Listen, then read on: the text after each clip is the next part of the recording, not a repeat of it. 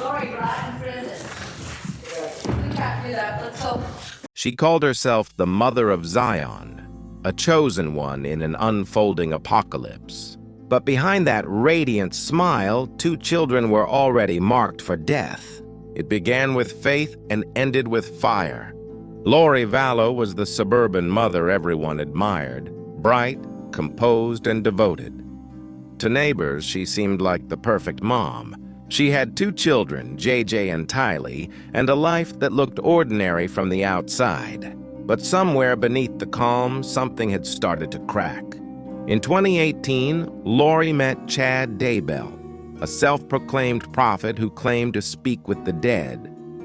He wrote doomsday novels predicting an imminent end of the world and promised that chosen souls would rise to rule a purified earth. To Lori, who already believed in signs and visions, he wasn't just a writer, he was destiny. Their connection was immediate and dangerous. Within weeks, she was drawn into his prophecies, believing they were chosen by God to lead the 144,000 saved souls.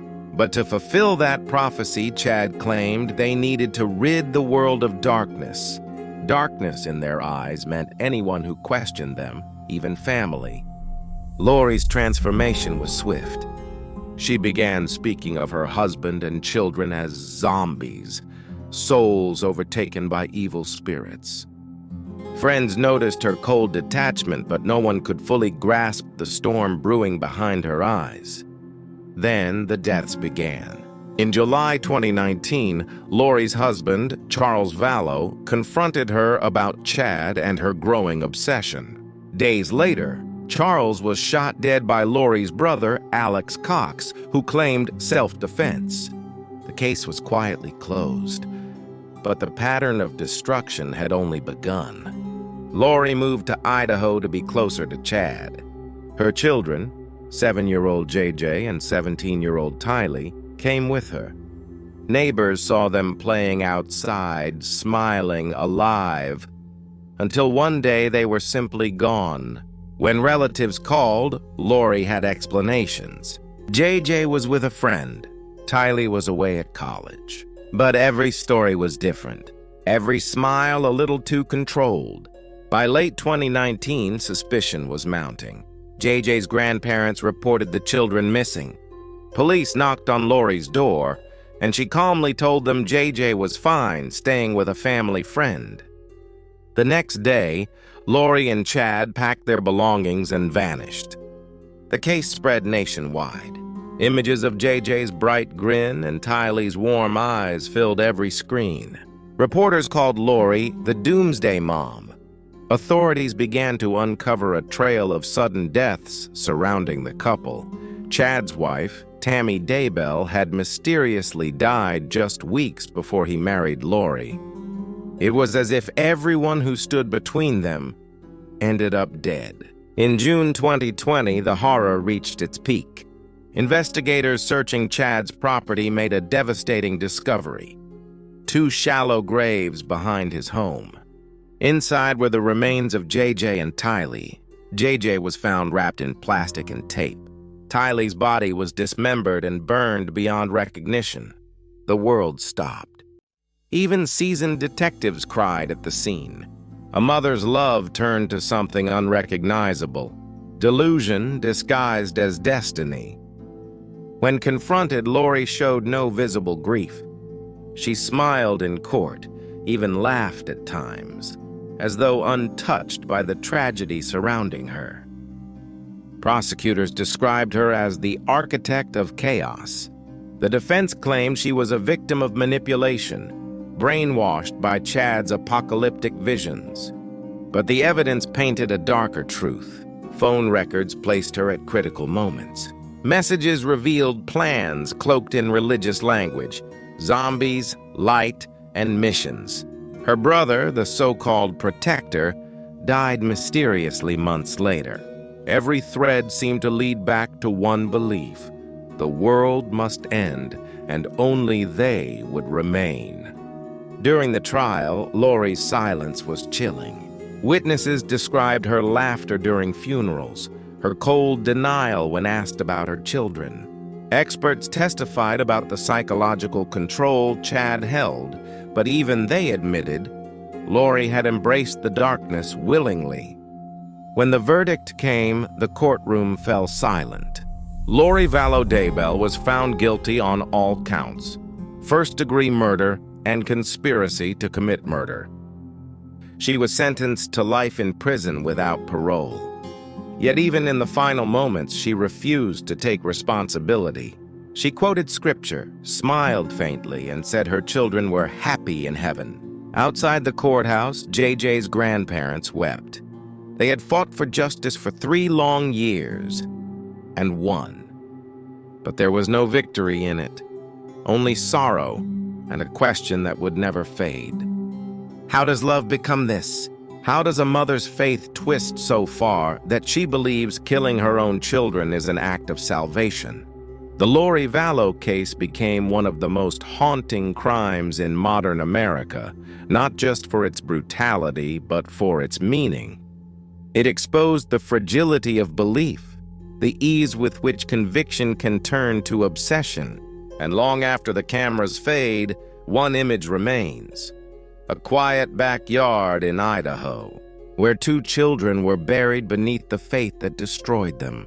Because in the end, there are no chosen ones, only the innocent left behind. She was the nurse everyone trusted, the smiling face in the neonatal unit. Parents handed their babies into her arms, believing their children were safe. But beneath that calm exterior, a darkness had taken hold. Lucy Letby appeared ordinary, meticulous, caring, and devoted to her work.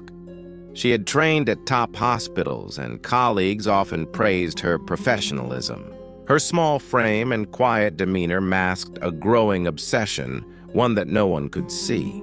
In 2016, she began working in the Neonatal Intensive Care Unit, NICU, at Countess of Chester Hospital. Infants were delicate, fragile, and wholly dependent on adults. Lucy was supposed to be their guardian angel. Instead, she became the silent predator.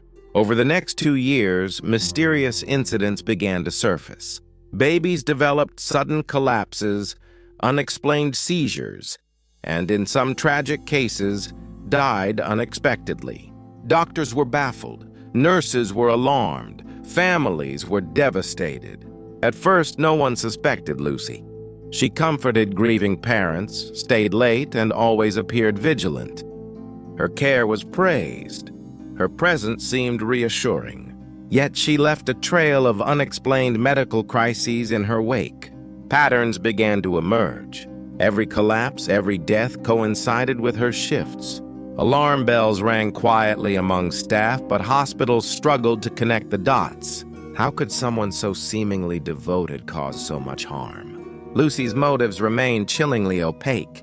Psychologists later described her behavior as a mix of control, compulsion, and desire for attention.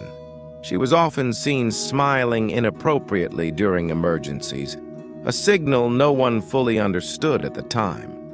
Investigations intensified in 2018 after her colleagues insisted something was wrong. Internal audits revealed that infant collapses spiked during Lucy's presence. Video surveillance and careful timeline reconstruction uncovered a horrifying truth. She had deliberately harmed children.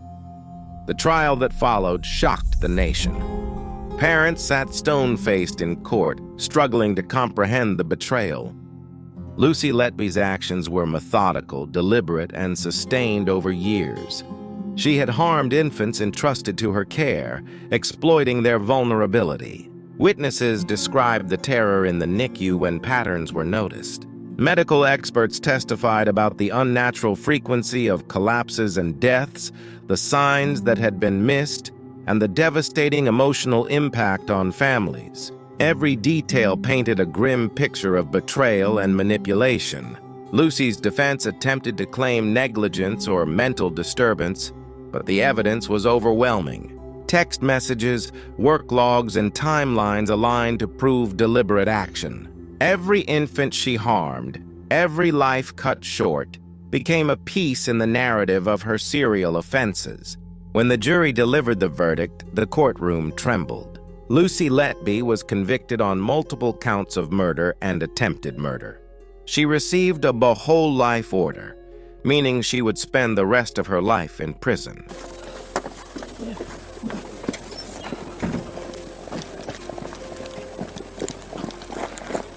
I'm going to put you in the back seat over here. Hold on, Mom. Yes. Just take a seat in there for me, Lucy. The emotional weight of the case lingered far beyond the courtroom walls. Families who had trusted her with their most precious treasures had to come to terms with unimaginable betrayal.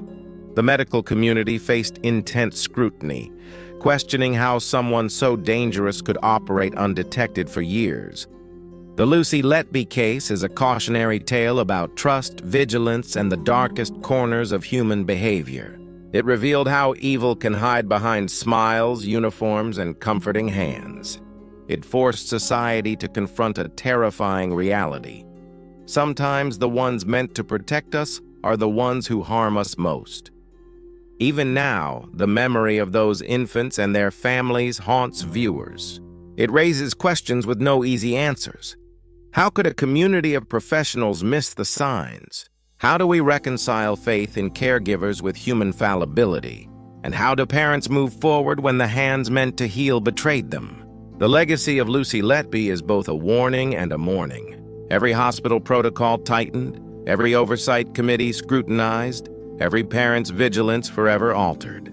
Her story leaves an indelible mark, a reminder of innocence destroyed, trust broken, and justice served, though it can never restore what was lost, because sometimes the monsters wear the most familiar faces. She smiled at the neighbors, waved to the mail carrier, and went about her life as if nothing had happened. But behind closed doors, a horrifying secret waited. Virginia McCullough was the daughter everyone thought they knew, polite, quiet, and unassuming. She lived with her parents in a modest suburban home in the UK, maintaining appearances that were, on the surface, perfectly normal. Friends visited, family gatherings took place, and the world had no reason to suspect the darkness growing within her. In early 2022, Virginia's life took a turn, though the cause remained hidden. Her parents, beloved in the community, mysteriously disappeared. The police investigated briefly, assumed they had moved or had family emergencies. Neighbors, too, whispered, but life carried on, as neighbors' whispers often do. For months, Virginia maintained the facade. She collected their mail, answered their phone calls, and even attended social events, all while her parents' bodies lay inside their own home. She cooked, cleaned, and went shopping, meticulously covering every trace of what she had done. To the outside world, it was a story of absence, not atrocity. Her deception was chilling in its precision. Virginia knew exactly what to say, exactly how to act, and exactly what to hide. No one could have guessed that inside. She carried the weight of murder and prolonged concealment. The first cracks appeared when neighbors noticed strange odors, unusual patterns, and the absence of her parents' usual activity. Rumors began to circulate, subtle at first, growing into suspicion. When authorities finally investigated the house in 2024, they were met with a scene that seemed impossible. Inside, the bodies of Virginia's parents were discovered.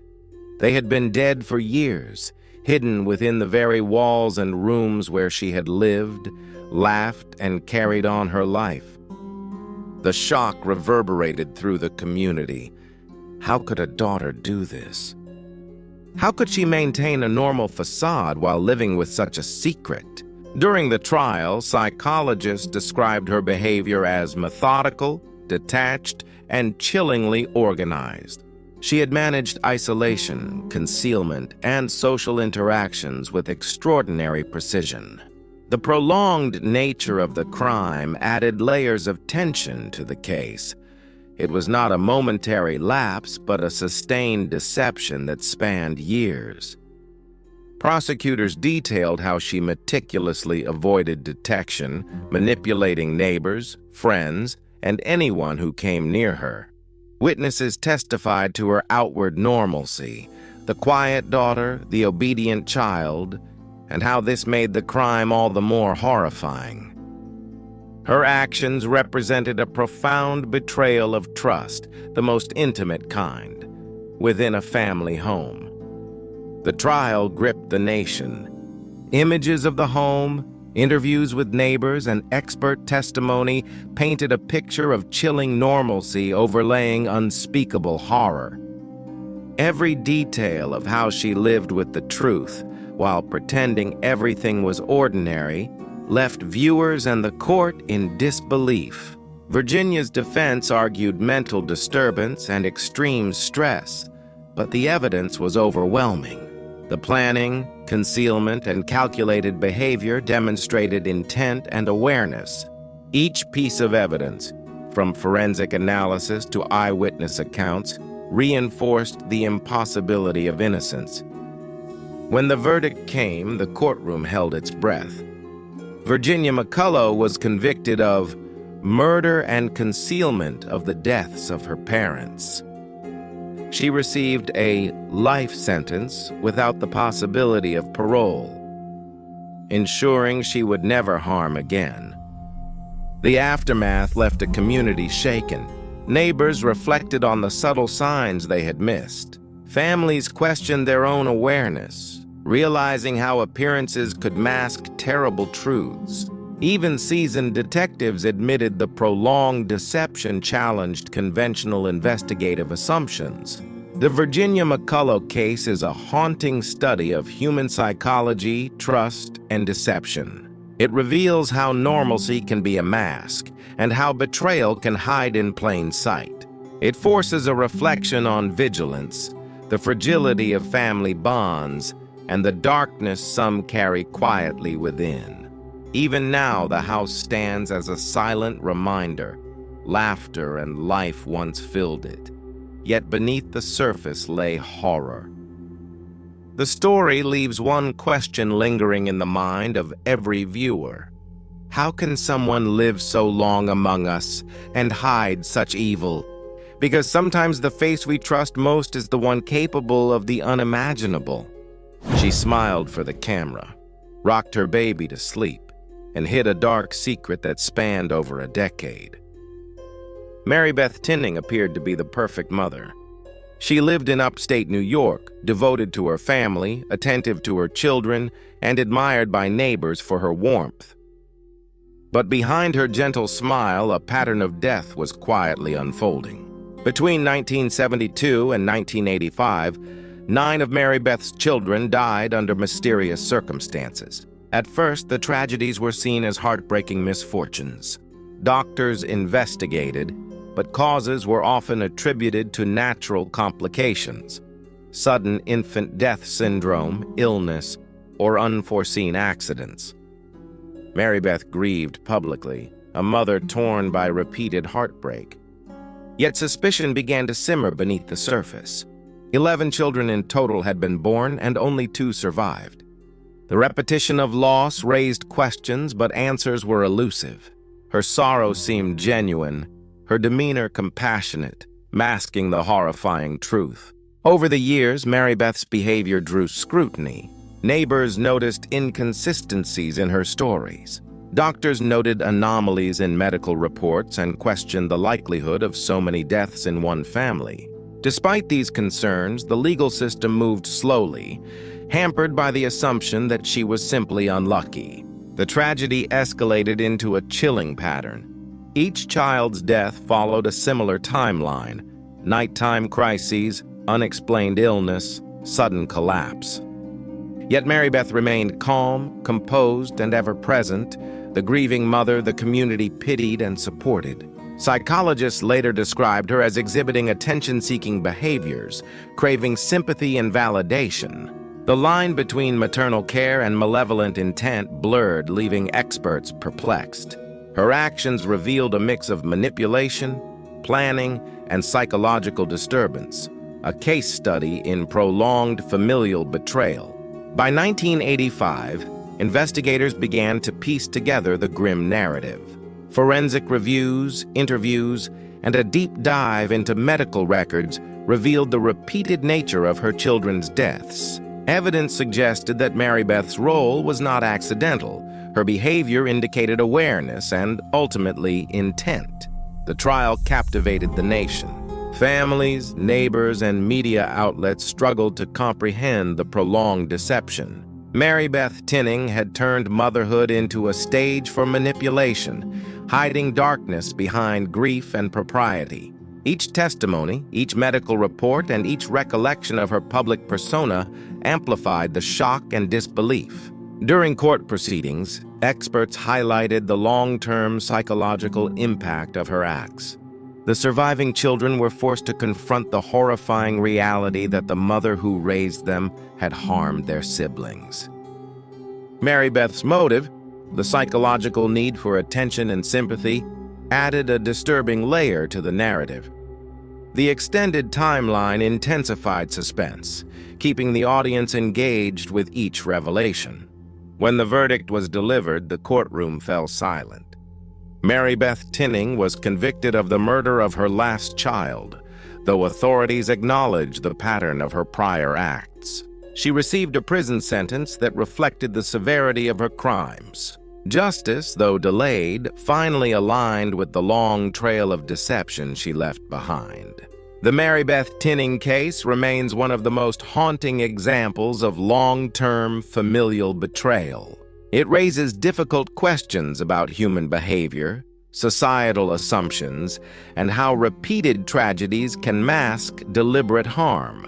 It forces reflection on trust, the sanctity of family, and how appearances can deceive. Even decades later, the story resonates. A mother's face once warm with love concealed the unimaginable. Viewers are left to grapple with lingering questions. How many tragedies could have been prevented? How do we detect malevolence hidden behind grief?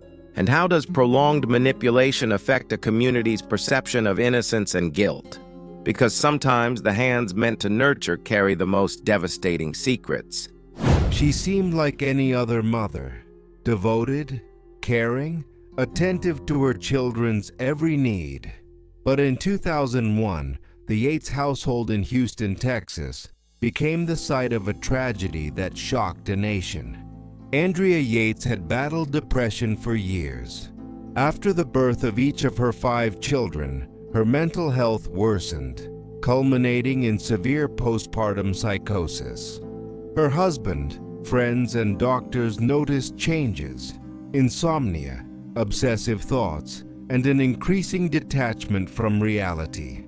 In the early hours of June 20, 2001, Andrea carried out a horrifying act. She drowned all 5 of her children, Noah, John, Paul, Mary, and Lucy, in their bathtub, one by one.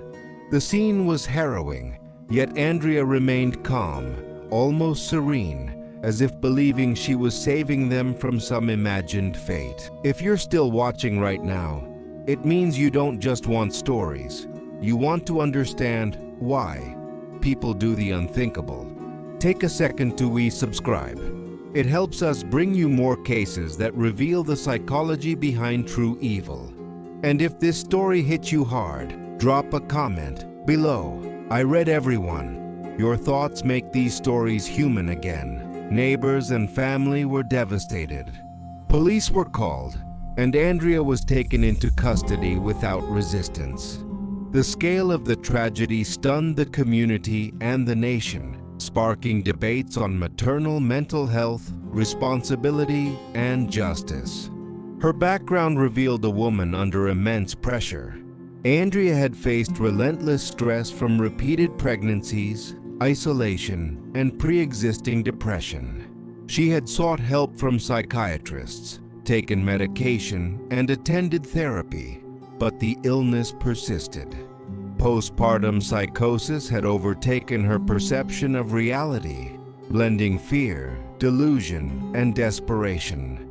Psychologists later described her mindset during the incident as dominated by delusions. She believed she was saving her children from eternal damnation, convinced that the world was unsafe and their lives were doomed. In her mind, drowning them was an act of mercy, a horrifying distortion of care. The trial was widely covered in the media. Prosecutors argued that Andrea was responsible for the deaths of her children, presenting the tragic sequence of events. Defense experts testified extensively about her mental illness, emphasizing the severe psychosis that drove her actions. Public opinion was divided. Some viewed her as a cold killer, others as a mentally ill mother who needed help. During testimony, Andrea's mental state became clear. She could not differentiate reality from delusion during the tragic act. Her calm demeanor during recounting shocked the court, but experts affirmed it was a symptom of her psychosis, not indifference. In 2002, Andrea Yates was convicted of capital murder and sentenced to life in prison. However, after years of appeals and re-evaluation of psychiatric evidence, her conviction was overturned. In 2006, a retrial acquitted her on the grounds of insanity, recognizing that her postpartum psychosis had rendered her unable to understand the nature of her actions. The case raised important discussions nationwide. It highlighted gaps in mental health care, particularly for postpartum conditions. It forced the public to consider the delicate balance between accountability and compassion, horror and empathy. Families, mental health professionals, and the media reflected on what could have been done to prevent the tragedy. Awareness of postpartum psychosis increased, and protocols for early intervention in high-risk mothers were strengthened. Yet the emotional weight of Andrea Yates's actions continues to haunt. 5 children lost their lives, leaving a grieving family and a society struggling to comprehend the scale of her suffering and the consequences of untreated mental illness. The Andrea Yates case stands as both a tragedy and a cautionary tale. It explores the darkest intersections of maternal love, mental illness, and societal expectations. It forces viewers to question, how can we prevent such horror without vilifying the mentally ill? And how do we reconcile sympathy with the unimaginable reality of loss? Because sometimes the mind meant to protect becomes the instrument of irreversible tragedy. From a mother whose mind shattered under the weight of postpartum psychosis, to a mother who chose lies over love. One was consumed by delusion, another by calculation. Evil can stem from despair, intent, or a twisted escape. And sometimes, the tragedy begins behind the most familiar face. She appeared distraught, standing on the roadside, tears streaking her face, clutching her car keys. Her children, Michael 3 and Alexander 14 months, were missing. To the world, it seemed a mother's worst nightmare had come true. In reality, the nightmare was far worse, because Susan Smith knew exactly where her sons were. On October 25, 1994, Smith had driven her car into a nearby lake, drowning her 2 children inside. Immediately after, she concocted a story that a carjacker had taken her children, fleeing with them. The tale was detailed, emotional, and convincing, and it worked. For days, the nation watched, horrified by the kidnapping of 2 innocent boys. Police conducted searches, helicopters scanned the lake, and news anchors reported every possible lead. Susan's grief was front and center, a convincing mask hiding the unthinkable truth. As investigators dug deeper, inconsistencies began to emerge. Witnesses noted details that didn't align with her story. Her statements shifted, small lies piling up, creating cracks in the carefully crafted narrative. Each interview, each press appearance added pressure, as experts noticed psychological cues that hinted at deception. The public was captivated and enraged as hope turned to suspicion. How could a mother, seemingly loving, fabricate such a story? Media coverage intensified, and Susan became the focus of both sympathy and mounting doubt. Eventually, forensic evidence could not be ignored. Diving teams recovered the bodies of Michael and Alexander from the lake, confirming what authorities had begun to suspect. Investigators confronted Susan with the evidence, and under intense scrutiny, her story collapsed. She confessed. She had killed her children alone and then lied to the entire nation. Psychologists later examined her actions. Smith exhibited extreme psychological distress and personal motivations that contributed to her decision, including a desire to free herself from parental responsibilities and relationship pressures. Yet the cold calculation of covering her crime, manipulating authorities, and deceiving a grieving public left many struggling to reconcile the horror with her outward persona. During the trial, the courtroom was tense. The prosecution highlighted the cruelty and premeditation of the act, presenting evidence of both motive and deception. Witnesses testified to her behavior, her lies, and the emotional manipulation that had gripped a nation. The case became a study in betrayal and the complex nature of maternal violence. When Susan Smith was sentenced, she received life imprisonment without the possibility of parole. Justice was served, but the emotional impact remained. Families across the country mourned with a renewed awareness of the fragility of trust. The public grappled with the moral conflict. A mother who should have protected her children had instead destroyed them. The Susan Smith case endures as a haunting reminder of deception, moral failure, and human complexity. It challenges viewers to consider how appearances can mask cruelty and how societal assumptions about motherhood can blind us to the truth. Even decades later, the horror resonates. A mother's lie became a story that shocked a nation, leaving a legacy of grief and disbelief. Because sometimes the face that seems most familiar can conceal the darkest betrayal. From a mother who drowned her children while spinning a web of lies, to a mother who pulled the trigger and staged her story for the world. One hid the truth behind tears, another behind calculated chaos. Evil wears many masks, and the face of trust can become the face of horror.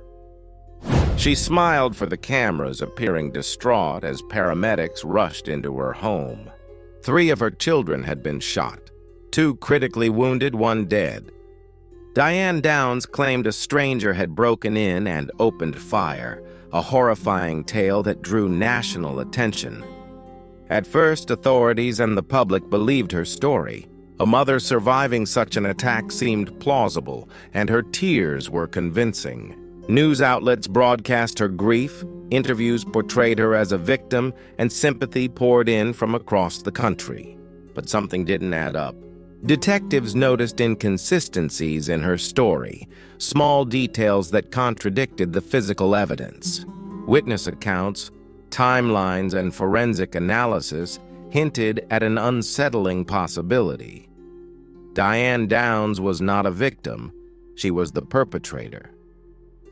The investigation intensified.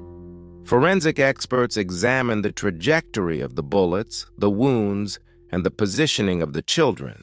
The pattern indicated intentional shooting, not a random act of violence by a stranger. Questions about motive arose, and authorities began to suspect that the narrative she had carefully crafted was a lie. As pressure mounted, Diane's behavior became increasingly erratic. She changed her story repeatedly, trying to maintain control over the narrative. Psychologists later analyzed her conduct, noting manipulative tendencies, attention-seeking behavior, and a disturbing disregard for her children's lives. The betrayal of trust, the very people she should have protected, was staggering. The trial became a national spectacle. Evidence was presented in painstaking detail, from forensic reconstructions to eyewitness testimony. Prosecutors emphasized her calculated actions, the premeditation, and the deception following the shootings. Defense attorneys attempted to frame her as unstable, but the weight of evidence left little room for doubt. The courtroom was tense. Families of the victims, journalists, and spectators listened as the story unfolded, each revelation amplifying the shock. The contrast between her outward appearance as a grieving mother and the horrifying reality of her actions captured the nation's attention. Diane Downs was convicted of the murder of her daughter Cheryl and the attempted murders of her sons, Stephen and Danny. She received a life sentence plus 75 years, ensuring she would never harm her children again. The verdict brought legal closure, but emotional scars remained. The Diane Downs case continues to resonate because it explores the darkest depths of maternal betrayal. It challenges assumptions about family, trust, and appearances. Viewers are forced to confront the uncomfortable truth. Evil can hide behind the most familiar faces. Her story remains a chilling reminder of how deception, manipulation, and moral collapse can converge in the most intimate spaces. Even decades later, the narrative haunts the public imagination. Courtroom images, media coverage, and forensic reconstructions provide a stark window into her actions, keeping the psychological tension alive for new audiences. The case prompts reflection on prevention, vigilance, and the fragility of trust. Because sometimes the person sworn to protect can become the architect of unimaginable horror. From a mother who shot her children while weaving a story of survival, to a mother who took another's unborn child in a calculated act of obsession. One betrayed trust in a moment of violence. The other planned it for weeks. Evil shifts, but the darkness behind maternal care never fades. She watched the mother-to-be with obsession, planning a crime that would shock the nation. On December 16, 2004, Lisa Montgomery entered the home of Bobby Joe Stinnett, a pregnant woman in Missouri with one goal: take her baby. To the world, the story seemed almost unbelievable. Montgomery strangled Bobby Joe and abducted the newborn, creating headlines that stunned the country. The brutality of the act, combined with the audacity, left viewers in disbelief.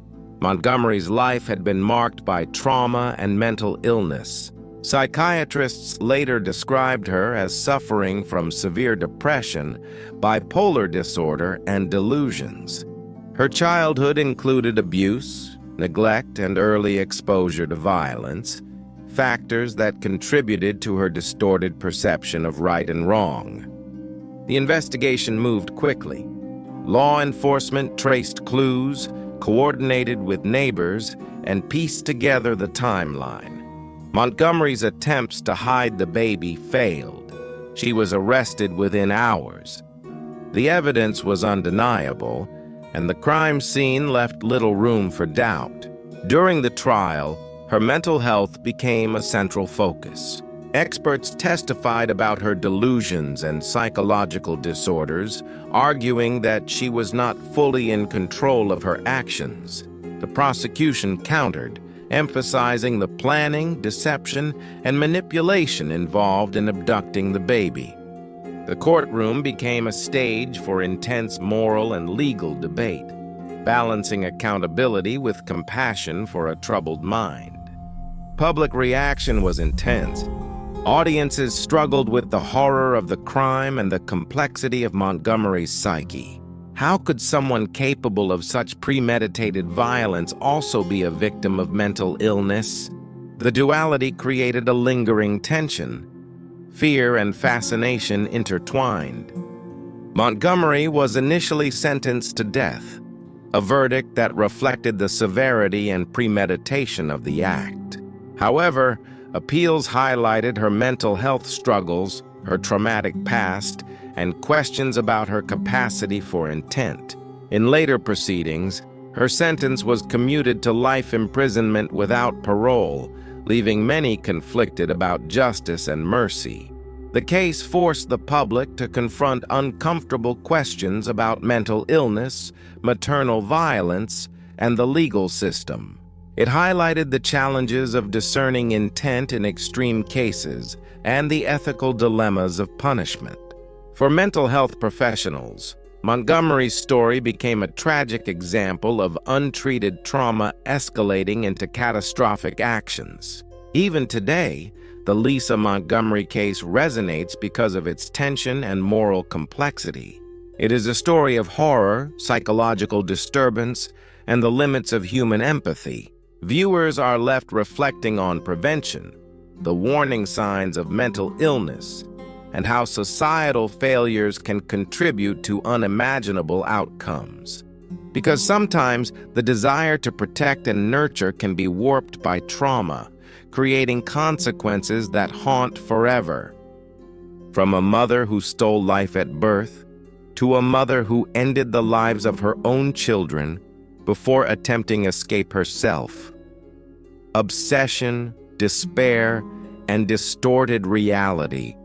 Different motives, same chilling betrayal. When maternal care becomes a weapon, innocence is always the casualty. She was a mother, devoted, loving, or so it seemed. But inside her home, the lines between care and cruelty blurred, leaving a trail of heartbreak. Tania Clarence lived in a quiet corner of the UK, raising 3 children, all of whom had severe disabilities. To the outside world, she appeared committed, attentive, and compassionate, devoting herself entirely to their care.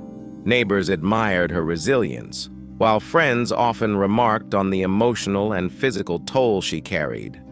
But beneath the surface, a darkness grew. Tania struggled with mental health issues, battling depression and anxiety, compounded by exhaustion and isolation. The demands of caring for 3 vulnerable children weighed heavily, clouding judgment and amplifying emotional turmoil. In 2014, tragedy struck.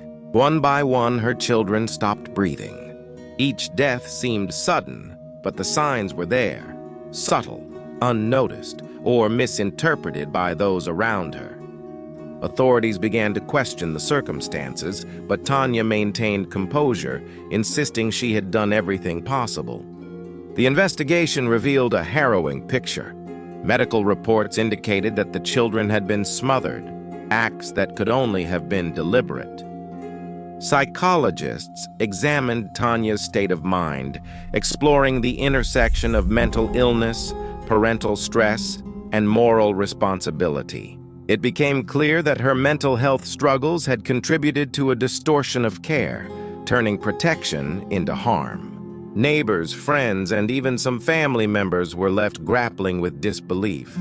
How could a mother, someone entrusted with life itself, become the instrument of death for her own children? The moral complexity of the case left the public conflicted, torn between understanding her mental health struggles and condemning the ultimate consequences of her actions. Court proceedings revealed the depth of Tania's psychological turmoil. Experts described how extreme fatigue, depression, and the relentless demands of caregiving had eroded her perception of reality. Yet the deliberate nature of the acts could not be ignored. It was not mere accident. Each child's death bore the marks of intentionality, despite her compromised mental state. During testimony, prosecutors carefully balanced the narrative. They conveyed both the horror of the acts and the human struggle behind them. Witnesses painted a portrait of a mother trapped between love and darkness, someone who had failed to reconcile the two. The verdict was not straightforward. Tania Clarence was placed under a hospital order rather than traditional incarceration. The ruling reflected her mental health condition, acknowledging that treatment was necessary alongside accountability. The public response was mixed. Some saw justice served through rehabilitation. Others struggled with the idea that death had been met with anything less than full punishment. The case forced a national conversation about parental responsibility, mental illness, and ethical boundaries. It challenged assumptions about caregiving, trust, and the complexities of moral judgment. For professionals and parents alike, Tania's story became a cautionary tale, illustrating how extreme stress, isolation, and untreated mental illness can distort perception and decision-making. Yet, even in the aftermath, the lingering questions remain. Could more support have prevented this tragedy? How do we protect vulnerable children while addressing parental mental health? And how do we reconcile compassion with justice when the lines between them blur? The Tania Clarence case is a study in moral tension. It is a story that evokes sorrow, empathy, and reflection in equal measure. It leaves audiences conflicted, mourning the loss of innocent lives, yet recognizing the human vulnerabilities that contributed to the tragedy. Because sometimes, the hardest question is not who is guilty, but how we define responsibility when love, stress, and mental illness collide. The morning seemed ordinary, the kind of day any family might wake to. But for Theresa Riggi, ordinary was about to shatter into horror. In 2010, in New York City, Theresa committed an act that stunned the nation. She killed her 2 young children, then jumped from a balcony in a desperate attempt at escape. The fall left her critically injured but alive, a shocking twist that ensured the truth would emerge. Neighbors had seen a loving mother, attentive to her children, engaged in the rhythms of daily life. Yet behind closed doors, tensions and desperation festered. Theresa's mental health struggles, marital issues, and personal pressures combined to create a perfect storm of psychological instability. The act itself was horrific. Investigators arrived to find a scene of unimaginable loss. Her children were dead, victims of deliberate violence, and Theresa was barely clinging to life. Paramedics rushed her to the hospital, where she would later provide details that revealed the full scope of her actions. During her recovery, Theresa described the events leading up to the tragedy. She spoke of emotional overwhelm, despair, and a sense of hopelessness that had clouded her judgment. Psychologists later examined her history, noting chronic depression, emotional dysregulation, and situational stressors that contributed to her actions. Her words, spoken from a hospital bed, provided chilling insight into the mind of a mother who crossed the ultimate moral boundary. The investigation meticulously reconstructed the timeline. Forensic evidence, witness statements, and her own admissions painted a clear picture. Theresa Riggi had planned and executed the murders, then attempted suicide to escape the consequences. Her survival ensured that justice could be pursued, giving prosecutors the opportunity to present a full account in court. The trial captured national attention. Jurors, families, and media outlets grappled with both the horror of the act and the psychological complexities of the perpetrator. Defense attorneys highlighted mental health struggles, while the prosecution emphasized premeditation and moral responsibility. The courtroom drama became a study in tension, as viewers across the country followed each revelation with disbelief and shock. Theresa was eventually sentenced to life imprisonment, concluding a tragic and terrifying story of parental betrayal. The legal outcome provided closure, but the emotional weight of the case lingered. Families, psychologists, and the public were forced to confront questions about mental illness, stress, and the capacity for parental harm. The Riggi case continues to resonate for its drama, moral conflict, and shocking twist of survival. It underscores the fragile line between ordinary family life and unthinkable tragedy. Viewers are left reflecting on the complexities of human psychology, the consequences of untreated mental health issues, and the horrifying potential for betrayal by those closest to us. Because sometimes the hands meant to nurture can deliver the most devastating consequences. These stories leave a mark, and we want to hear from you. Comment below which case shocked you the most. If this journey into darkness captivated you, like, subscribe, and hit the bell. Your support keeps the truth coming, one chilling story at a time.